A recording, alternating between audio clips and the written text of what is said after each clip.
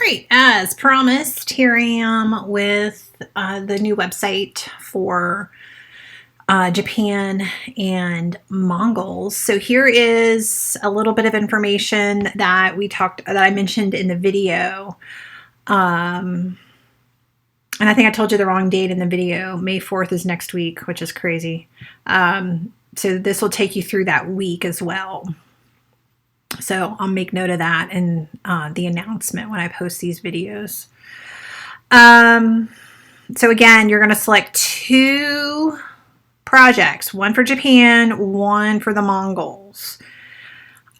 So here are the links for the web pages like we talked about.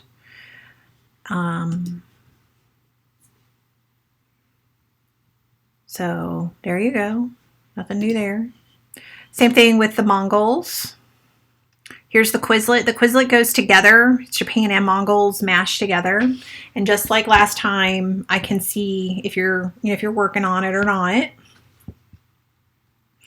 And then here are your 5 opportunities for the project-based learning.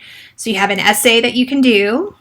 So again, if you pick the essay, you're going to do either Japan or Mongols topic. And we came up with specific questions for you to answer in your essay. So we have Japan's geography, what the shogunate is, common similarities between knights of medieval Europe and the samurai in medieval Japan.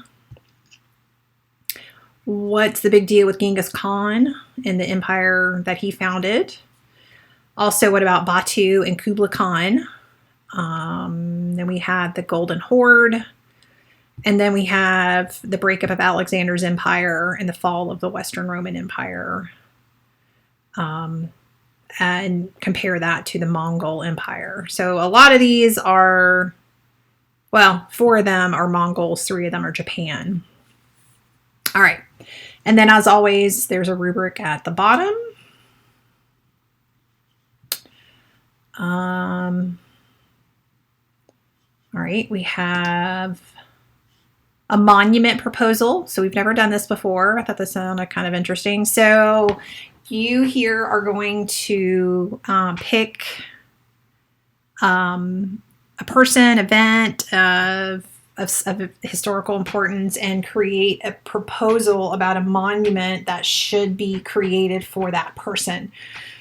So in addition to like the reasoning why, which is kind of like a short essay, you're going to also come up with a drawing or some type of pictorial representation that you created of your monument.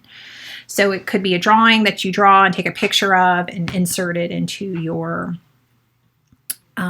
proposal. It could be something that you do digital. That's fine as well. Just as long as we know what you want it to look like. So you are not finding something online and copying and pasting that. That won't work. And then when you scroll down, you have your rubric. Yes, sorry, my brain shockingly stopped working. All right, next up is a graphic novel.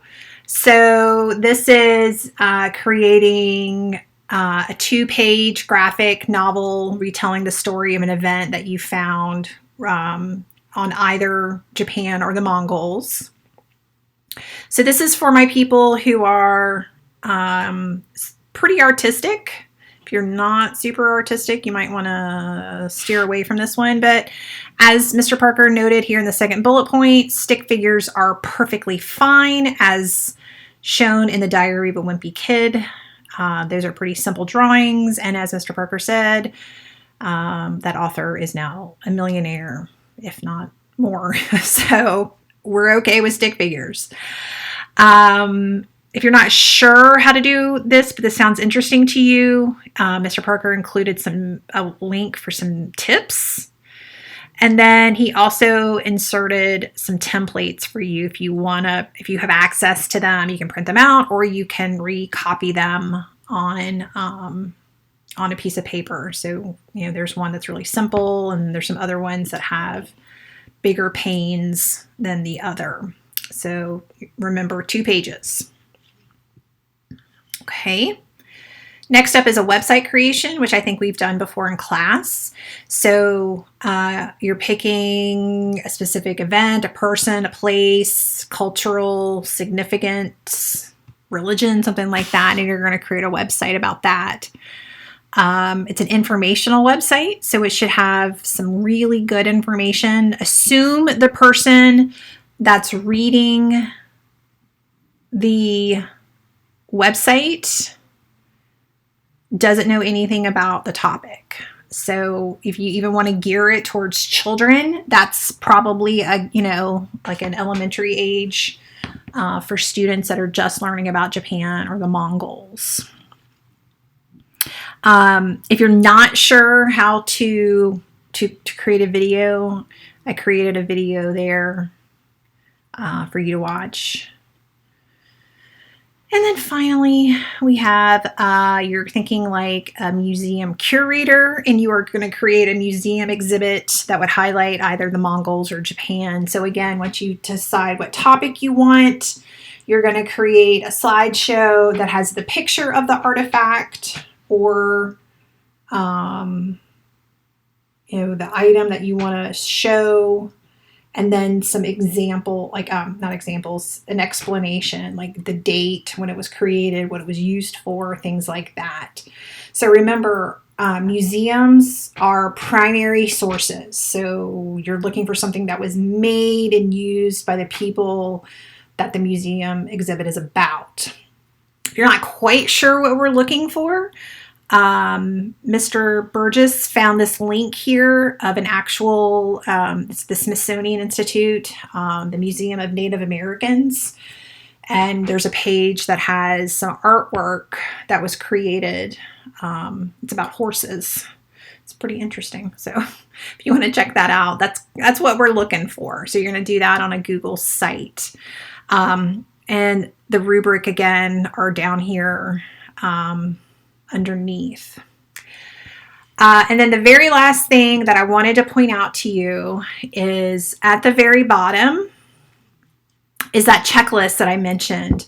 So there's a checklist for both Japan and for Japan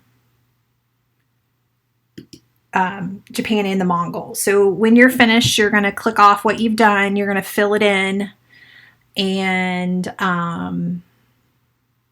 there you go. And you're welcome to attach your project there or on the assignment. All right. Well, let me know if you have questions, and I'll talk to you guys later.